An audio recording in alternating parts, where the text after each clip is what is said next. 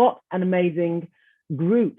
And we're going to go straight into this session by asking each of the panelists to introduce themselves and share with us, in your view,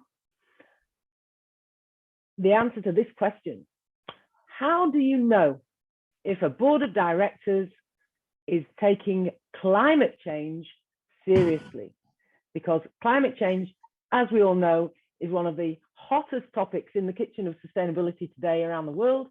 How do you know if a board of directors is taking it seriously?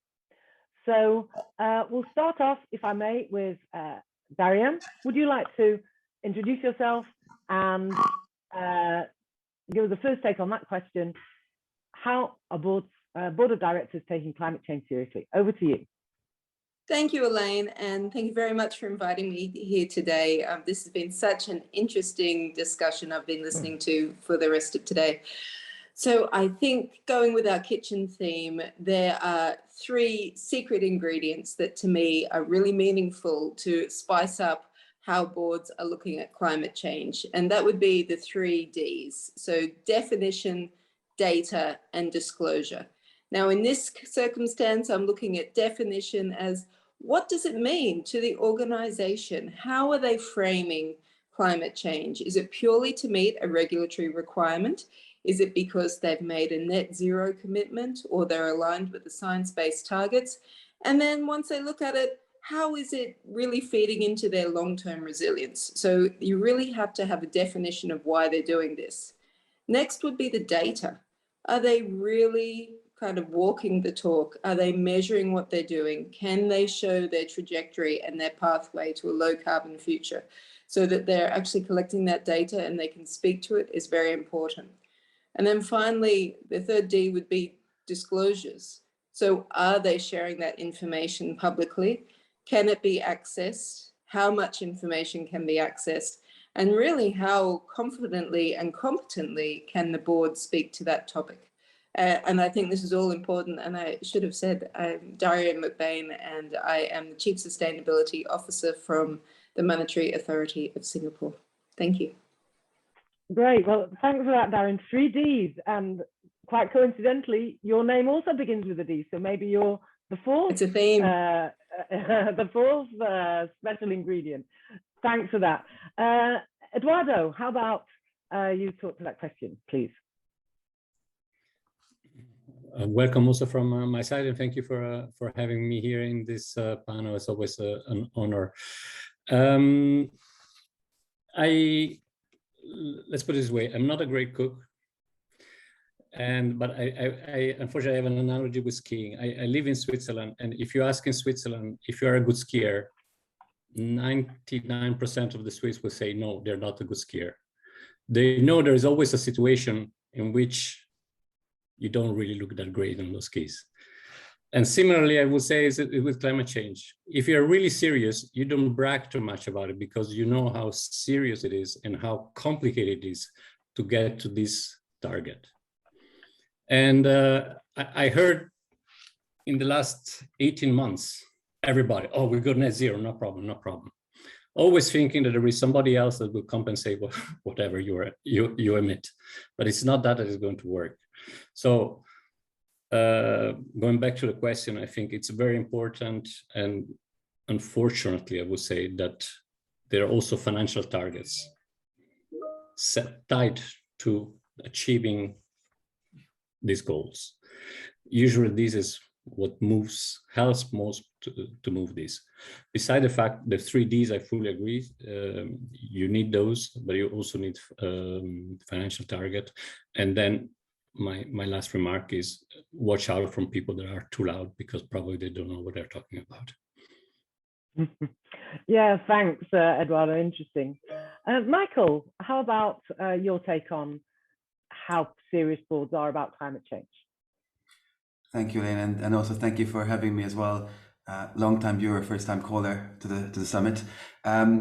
My name is Michael Zimmerny. I'm the Policy and External Affairs Director at the CDSB, the Climate Disclosure Standards Board. We work on a framework for inclusion of environmental and social information into annual reporting. So here's my terrible kitchen analogy for you as well.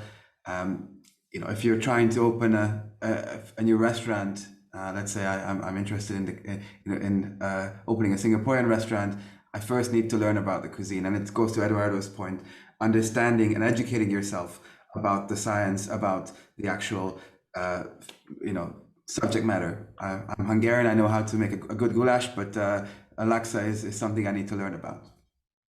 Second, as you work through this, make this part of your overall strategy.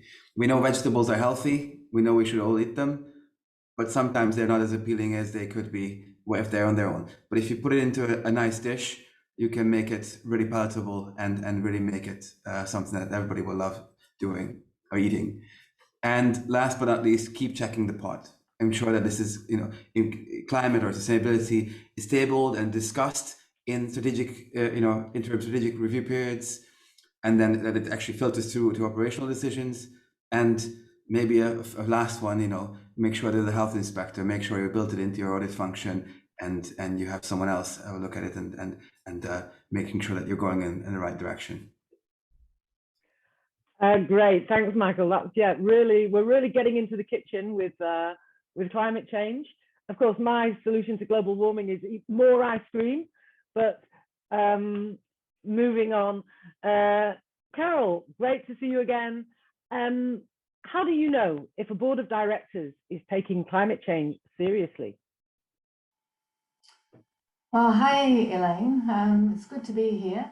Well, I think you know if a board of directors is taking climate change seriously if they have oversight of the processes of identifying the material impacts of the organisation on sustainable development, and also the risks and opportunities presented by sustainable development issues, including climate change. So that's taking a holistic approach.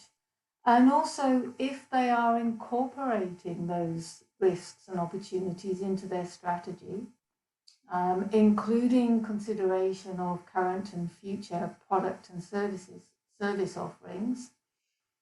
And I think the last point I want to mention is that if the board has to be reviewing time-bound, quantified, science-based targets and progress against those targets.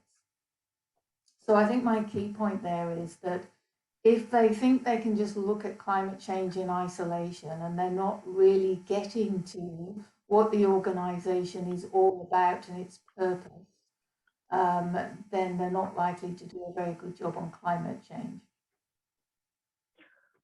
Great, thank you. Yes, you can't build a fabulous meal with one ingredient. Understand. Jonathan, hey, you've got all my great friends on this panel. Jonathan, how about your take on how you know if a board of directors is taking climate change seriously? Well, great to see you again, Elaine, and thank you very much indeed for inviting me back. And I'm Jonathan Lebray, Chief Policy Officer at the Value Reporting Foundation. And we really come at this whole question of the board and corporate governance, obviously through the corporate reporting lens, but really using corporate reporting as triggers for better behavior, better capital allocation, and of course, better corporate governance. And I think where I would start very much in the kind of slightly in the weeds, but I think it's really, really important, is that it's really important that the board actually is able to elevate and escalate issues to do with climate to the monthly board meetings, that there is a process in place within the business that connects all the different parts of the organization, so that when issues are to do with risk or opportunity that are relevant to the board are actually escalated to the board. Now, we call that integrated thinking, the breaking down of those internal silos. But in practical terms, that means making sure that the company secretary, who's responsible for the board agenda, the internal audit team who are responsible for making sure all the key risks are properly chronicled, and then speaking to the corporate secretary to make sure that the agenda for the board is set properly, and really making sure that the teams within the business are properly connected. That is how you make sure that these sorts of issues get onto the board agenda. because so many boards that we speak to say, well, we'd love to be able to talk about climate change or the external environment, but we're so focused on compliance, we're so focused in our boardrooms on agendas that are set, sometimes not by the board themselves. So I think we need to get the board in control of the agenda and get them setting the internal balance. We need boards. We've seen throughout this symposium this whole idea of tone from the top.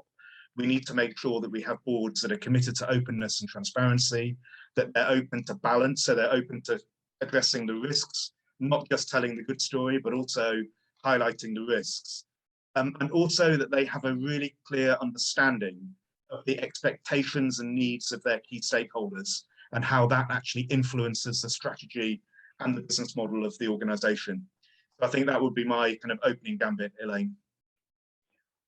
Great. Well, thank you. So we've really got a great elements of the recipe for knowing how boards of directors are taking climate change seriously, whether it's through data, definition, data and disclosure, where it's about how loud you speak, whether it's about oversight, identifying material risk opportunities, setting targets, or whether it's about a topic that's actually on the agenda of the board every time they meet.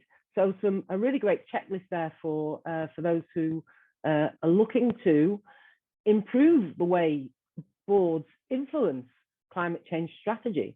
And that's actually my next question. And I'd like to come back to Darian, if I may, and ask you, what do you think? You've talked about your 3Ds, but perhaps you could expand a little more on what are the key ways that the board should influence climate change strategy? How can they use these 3Ds to really make a difference? So I think, firstly, they need to understand what the issues are, because if they are being told information from the executives which doesn't give a full picture, if they can't take into account all of the risks that are being proposed, and they don't have a clear vision for how they can move through the transition to a low carbon economy, then they are going to be challenged to fulfill their governance requirements. And so there are emerging supportive frameworks that can actually help with this. And I think the one I would flag now is the Climate Governance Initiative. And, this was set up by the World Economic Forum in 2019. You've got, I think, over 20 chapters around the world now. Singapore is just establishing its chapter.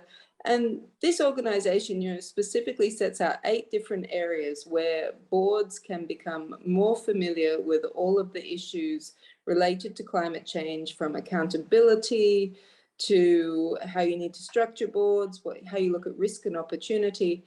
And I think it's fair to say that not all board members will be familiar with climate change. I mean, I look at my own career starting over 20 years ago, and nobody was talking about climate change then. We studied it at university, but it wasn't commonly in business parlance. So if you have perhaps board members who haven't been part of these discussions, they really need to become much more familiar with the language. They need to have a basic understanding, I think, of the science, and they need to understand how to apply it to risk, but also to business strategy. Yeah, great, thank you. The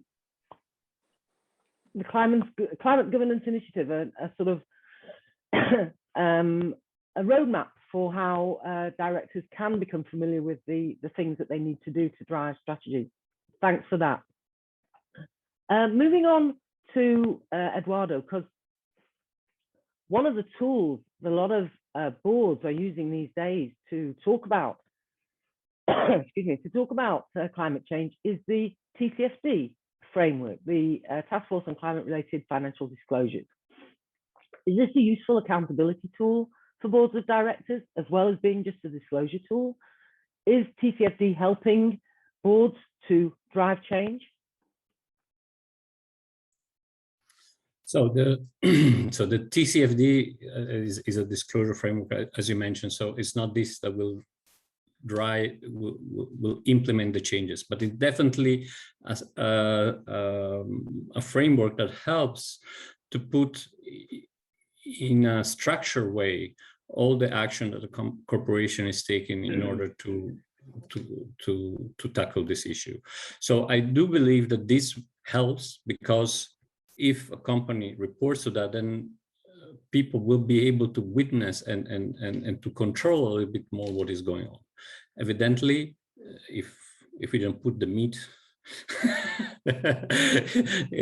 we don't have a dish. Sorry, no, maybe that's not appropriate in a society that's becoming vegetarian. But what I mean is, Sure. what I mean is that we still need the changes. But TCFD definitely helps to have a structured approach, to commit, and to be transparent about it, so that then there is the pressure that will come from having disclosed all that. So we do support it. We do think it's important, and we do that also in our methodology. Yeah, and one of the things that a lot of people appreciate about TCFD is that it's forward-looking. It asks people to think about the future and plan for it, rather than what we've seen a lot of in sustainability reporting so far, which is backward-looking and what's been done so far. So that's clearly an interesting development with TCFD. Yes, definitely. If just, I also have a couple of statistics where we see that in Europe there is already almost 50% of the company that we analyzed that they already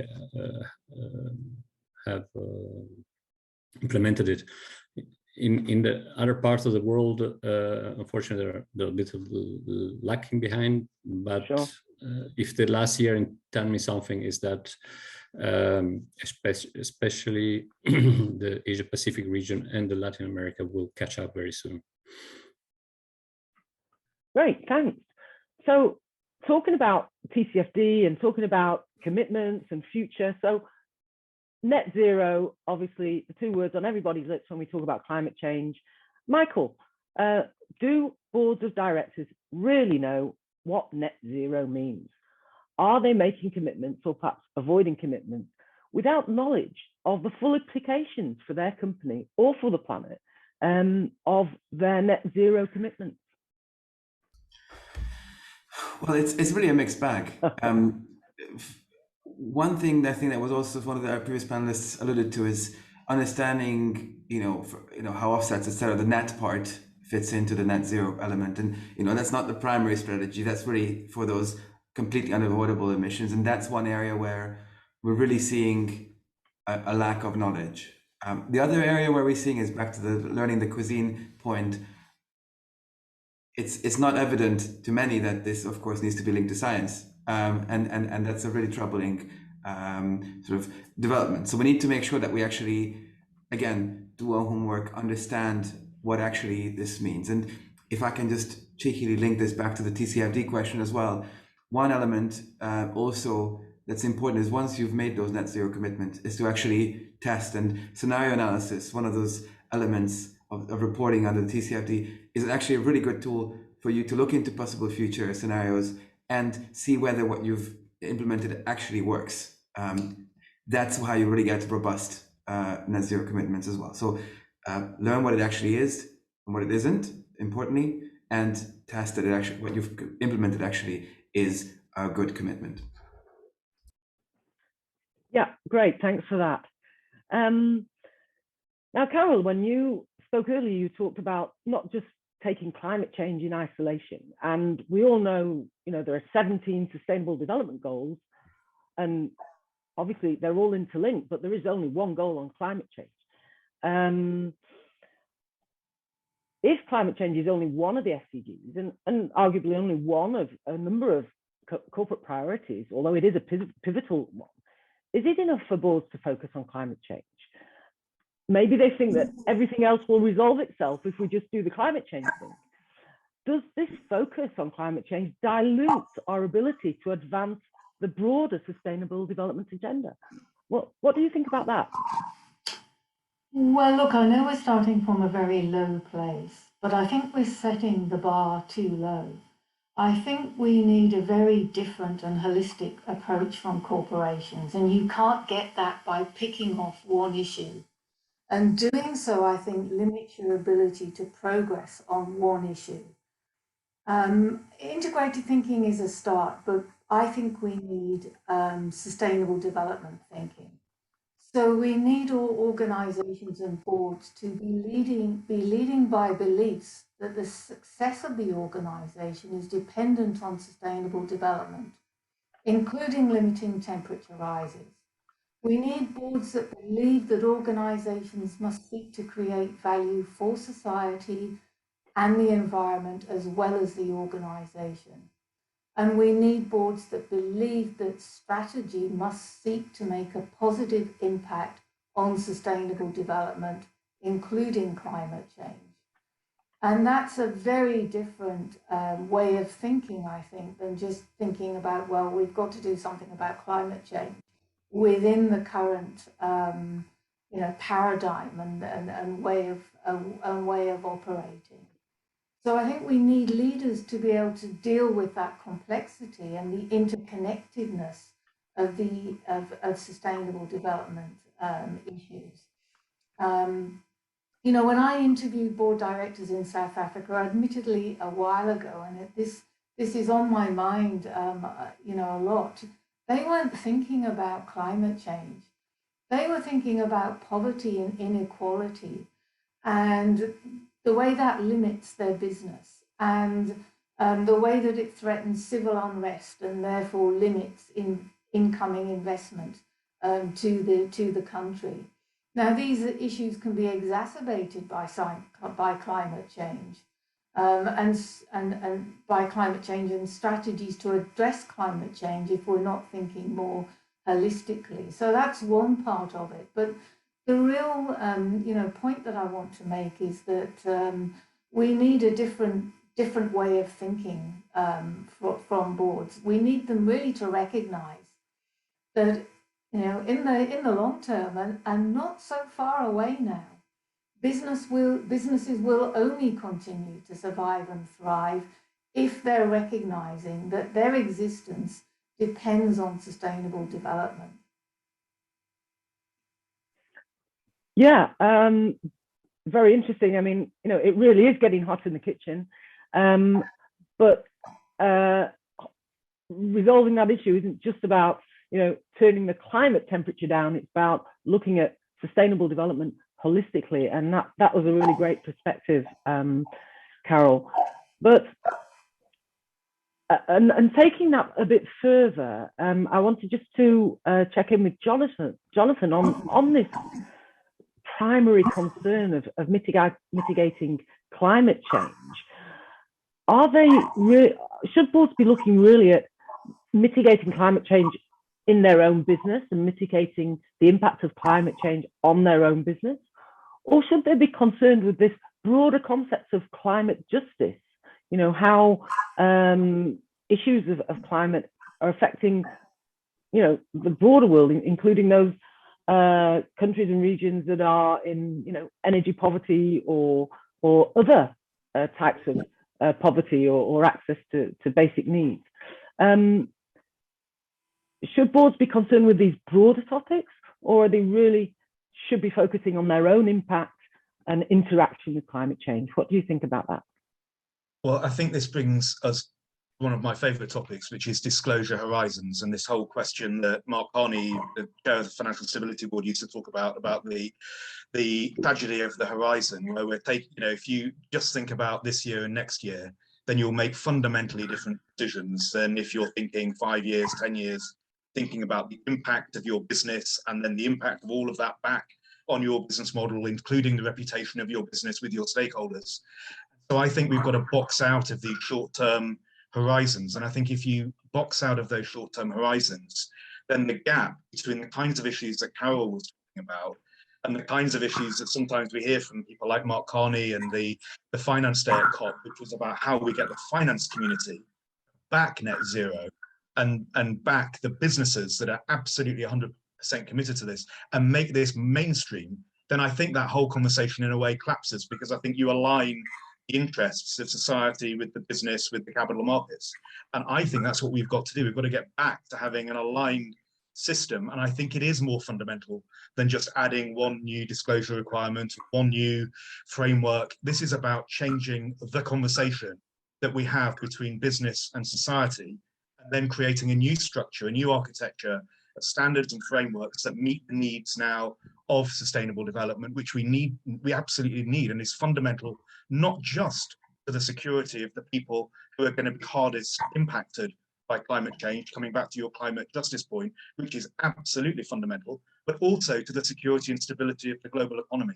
So I think everything, as Carol was saying, everything is connected, and we need to think fundamentally as we're designing the system. And we all know that there's a lot of work going on at the moment, European Union, IFRS Foundation, and so on, to design the system. We need to be building in consideration about how you have interoperability between the needs of our society over the long term and the needs to generate the capital in order to finance that transition today, so that we have both a stronger economy and a better society, and meet those needs together. And I think we're capable of achieving that. Great. Well, that's super optimistic. The proof, as they say in our kitchen, will be in the pudding. But perhaps we can talk to one thing that everybody's saying is like the golden solution to everything, climate change related and beyond, and that is carbon pricing. Should boards favour this option to regulate and decarbonize markets through a mechanism such as carbon pricing? Michael, what would be your take on that? It's a good question. I'm reminded of a survey we did last year, I believe. We do an annual survey of investors to understand the impact of our work, and one of the questions was, is reporting helping to shift us to a lower carbon economy? And most have said yes. One comment in addition to that was yes, but a global price on carbon would help more. I think that's a really good point. It's back to Jonathan and Carol's points around that sort of bigger picture thinking, putting everything in the context, and making sure that the playing field is set up for success. So I think it would be it's a really helpful tool globally and also internally as a management tool, if appropriately priced, of course, to drive the business. And that's really an operationalization of some of those commitments and other strategies, as you do. So I believe so, yes. Thanks. Anyone else have a thought on carbon pricing as a means to force markets to address these issues? Eduardo? Yes, we do believe that. Sorry, Carol, did I catch you? Okay, Eduardo, go ahead and we'll pick up with Carol. Thank you. So just a couple of points. I do believe it's very important on one side. On the other side, I think to have it pass it politically is going to be very complicated. And I'm saying this, and I'm sorry if I always compare to Switzerland, but we have a very direct democracy. And just a few months ago, even if everybody is quite keen on being environmental friendly, they didn't pass a law to have a simple carbon tax in Switzerland. And evidently it was a very emotional decision, not very rational decision. So I think it's very difficult, but it's something that we need. And there are corporations that use an internal carbon pricing, and I think that's the first step that they should do, so that they already start thinking in that trajectory. And then evidently we have a global one will be great, but if there is none, or if the regulators start having one internal. Carol, did you want to add something on that? Well, I think it's it's useful, but it doesn't remove the need to really encourage a change in behaviour and beliefs, and that need to facilitate that transformation to thinking about sustainable development. So not just waiting and hoping that the objectives of society and the environment and organizations collide and their needs collide, but actually actively adjusting the way that boards think and the values that they have to recognize that they can't survive unless we move towards sustainable development and and tackle climate change. So a useful tool, but not enough. Yeah, just one ingredient. And we need more. Okay, thanks for that. Elaine, there's one, yeah, just one, if I may, just one element that I'd like to just introduce as well, which is that, I mean, I think we've seen that with the pandemic, the awful pandemic that we're still living through, that, you know, it's possible to get to net zero if you close down your economy. And we've also seen through incredible innovation of a small number of exemplars in the world, they have transformed their business models. And there are now some companies, in small number, but nevertheless, some companies starting to align their entire strategies around the SDGs, and that's phenomenal. But we need to mainstream this work, and we need to do it in a way that doesn't close, you know, that doesn't mean that we have to close down our economy in order to get there. So the other ingredient, if you like, into this conversation that I think is also important is what we call the intangibles, or the innovation. So in other words, how are you going to change your business model? Well, you need to be able to put a value on your R&D spend. You need to be really thinking about how you incorporate your intangibles into this conversation in sustainability and sustainable development. That's something the EU is now beginning to do as well in their conversations about sustainability reporting. How do you include that innovation nugget? Because that's how you're going to change the business model. That's how you're going to be able to continue to drive progress for your employees and for your shareholders and for your financial stakeholders, as well as meeting your commitments, these essential commitments to sustainable development. We're seeing companies do that, but we need to mainstream that work. So Sure. just include that intangibles element in. Sure. And I was reading the other day about the development of Scope 4 thinking. So how do we incorporate, you know, everybody's got enough headaches with reporting GHG emissions Scope 1, 2, and 3, but Scope 4 is the nice piece of GHG emissions where we talk about how companies are mitigating or improving climate change, and so maybe that's another piece of disclosure that we'll get to in the future. But I think it's all very good to talk about, hey, we've got to do everything. Hey, we've got to look at this holistically. Hey, we've got to make sure we're thinking in broader terms, you know, all the sustainable development, climate justice, you know, long term. But in reality, today, boards are having to make trade-offs. No company today can do everything. And the biggest pressure at the moment on boards is to address the climate change issue. So Darren, if I come back to you, I'm wondering if you have a thought on, if there is this need to prioritize, what do you deprioritize? What goes, what's less important? What would boards, you know, have to go slow with in order to go fast with addressing climate change? You have a thought on that? So I think perhaps building on Jonathan's point about the intangibles and innovation, to me, it isn't about deprioritizing, it's about changing the way that you do business. Because fundamentally, this is nothing short of a green revolution if we are to decarbonize and to stay within the limits set by the Paris Declaration. Businesses need to fundamentally change the way that they operate so that we can reach those goals. And it goes back to, how can you tell if a board is taking this seriously? It needs to be more than window dressing. You need the data and the disclosures to show we are changing what we're doing and how we're looking at this to really face the future. And that brings with it just as many opportunities as it does bring challenges. So I don't see it as a trade-off anymore that any of the other many competing issues that boards have to deal with now. It's not a different scenario, but it is about taking a very holistic approach. Yes, there's 17 different sustainable development goals. Yes, you need to take into account most of them, but this should be how you align your business to be future ready. And if a board isn't making that step to be future ready, then they're probably not fulfilling their governance requirements. Yeah, thanks. Great perspective, and makes a lot of sense.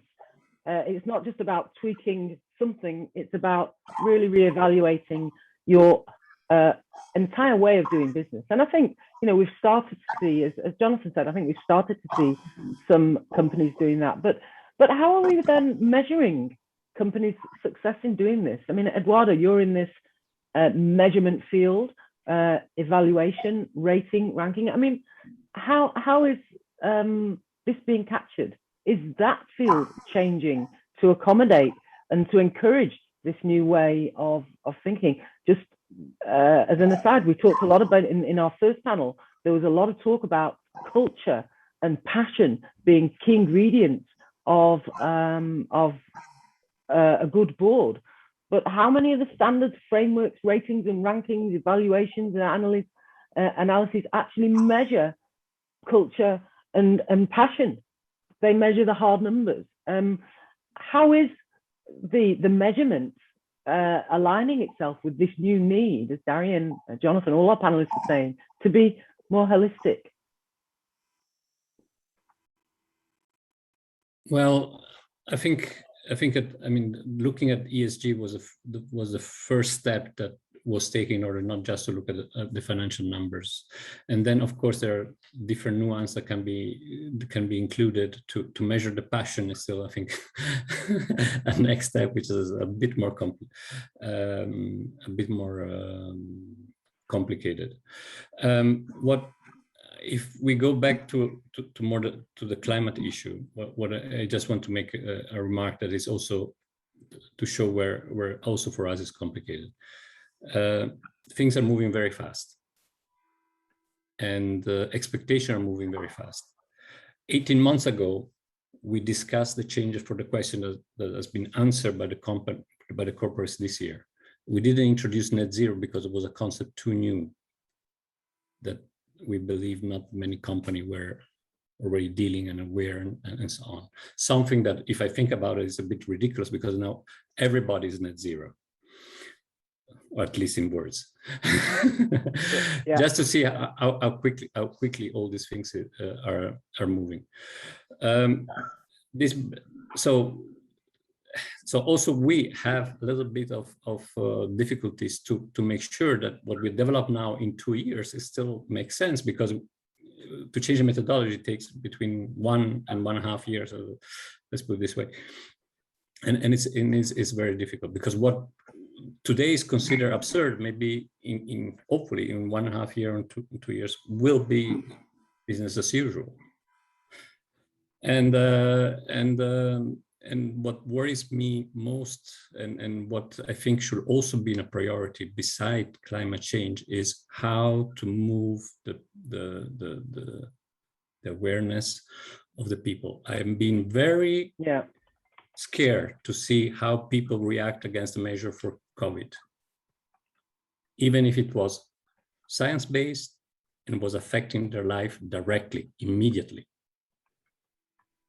If we project this into climate change, we see how complicated it is to pass the message, and this is something that for me should also be prioritized, because otherwise we will again have a separation of the society, because this transition, even if we talk about 2050, it's going to be fast for the whole economy.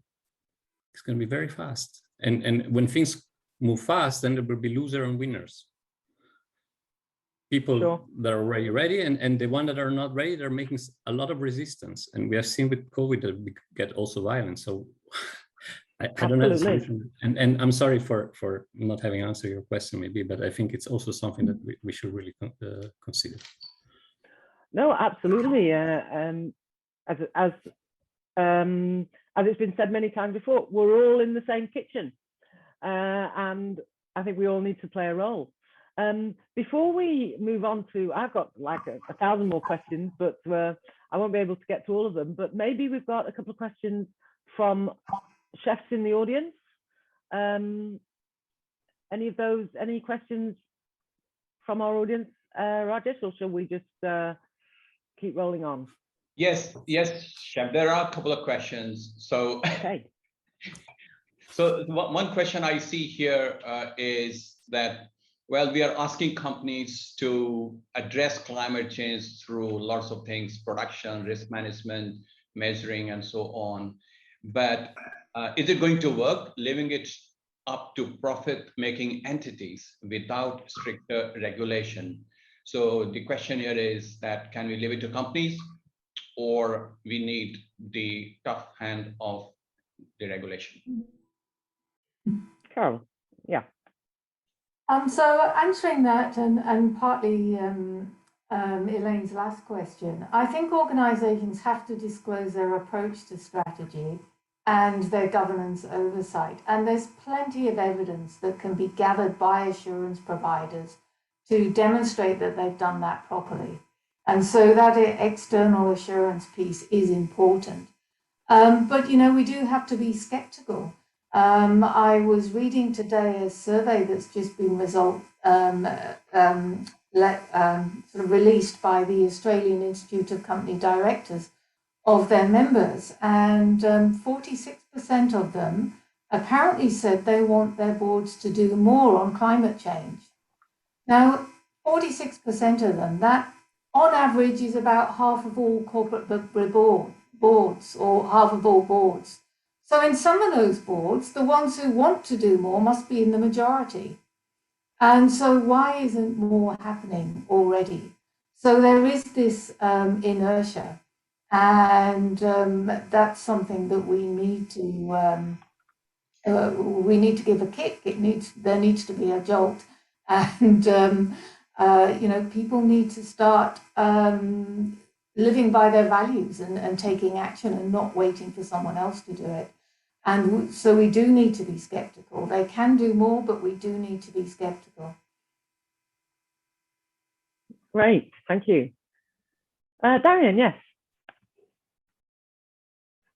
Perhaps coming from the regulatory perspective, you know, in Singapore, the Singapore Exchange consulted last year with listed companies on what mandatory climate-related disclosures could look like. The Monetary Authority of Singapore will be looking more broadly across other financial institutions and what those mandatory climate-related disclosures could look like. And so you do have a role of regulators in enforcing certain levels of disclosure, and that can bring with it consistency and comparability. It can bring methodology to the way people make these disclosures. But ultimately, companies and their boards need to decide what makes sense for their business. And so it isn't a one-size-fits-all. It's not that it will only happen because it's mandated by regulators. Ultimately, and to Carol's point, you know, we all need to get to this low-carbon future. There will be different pathways, but boards will need to help guide their companies on how to get through that pathway whilst sticking within the regulatory framework. I just want to add, Elaine, to what Sure. you said, that, you know, MAS is one of the first, or probably the first regulator in the world to require financial institutions to report on their climate risk. And those guidelines were issued in December last year, and there's a deadline of, say, June next year that they must report on it. And we have seen a very definite momentum in the market among these companies, like insurance companies, banks, and asset managers, to really, you know, wanting to comply actually and take interest. So regulation does work in Singapore for sure. There's one more question. Right. To take that, Elaine. Do you have time? Well, just one quick question with one quick answer. Go ahead. Okay. So the question is very straightforward. TCFD actually focuses on mitigation. What about adaptation? So is it not important? That's the question. Michael, you want to take that? I think, you know, TCFD in many ways covers both as well. Adaptation, you know, risk management is one of those areas that a key focus of it as well. So I'm not sure I would agree with that statement. It's really about looking at holistic risk management, of your business. So, to the extent, these are risks, and you need to manage those things, whether that's mitigation or adaptation. So I would say it covers both. Jonathan, any thoughts on adaptation as a climate change response? No, I think I would agree with Mike. I mean, and I think, and it's been highlighted previously in the panel discussion, I think one of the greatest insights, the two big insights I think from TCFD from our perspective is, first of all, the scenario analysis. Secondly, the use of existing financial reporting and risk management processes, so that you're actually having, at the end of the day, one dashboard incorporating climate risk into all of your main CAS allocation decisions. And I think that is a fundamental shift. And there's been a lot of talk in the world at the moment about consolidation. And I think in many ways, the TCFD was the first effort at that consolidation, of bringing together the different tools and different resources and making sure that they work in a more holistic way. So I do think it's part and parcel of the fundamental change that we want to see. Thank you. And we're going to wrap things up. Before I do, is there anyone who has a burning last sentence, or have we all got our messages across? Anyone like to say any final words? No, okay. Well, we've had Eduardo, sorry, you raise your hand. There is something that I assume not a lot of people are understanding when they talk about net zero, is that your actual carbon emission, you cannot compensate them by making somebody else not emitting other carbon emission, because your carbon emission will still stay in the atmosphere. You have to compensate with people taking away your emission, and then we understand how complicated will be the path to net zero. Sure. It's and I think we have to burn a bit more into our heads that it's not just, oh, I will pay somebody else to do absolutely. to emit a bit less. I think it's very important to have in our mind. That was it. Yeah, well, absolutely. I mean, the world is putting so much emphasis on net zero. It really would be a great idea if we actually understood what it means. And what it is committing companies to.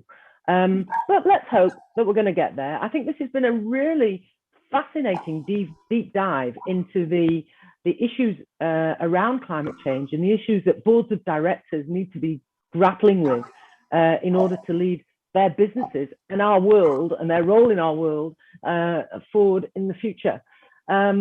We've gone from sort of very specific advice about what boards need to be doing. So we'll all remember your 3Ds, Darian: definition, data, and disclosure. We'll never forget that. And we've talked about holistic thinking. We've talked about eating your vegetables. And even though they may not be the best, they are the healthiest. And a whole lot of other really fabulous insights from all of you. Thank you all so much for a great panel and a great discussion.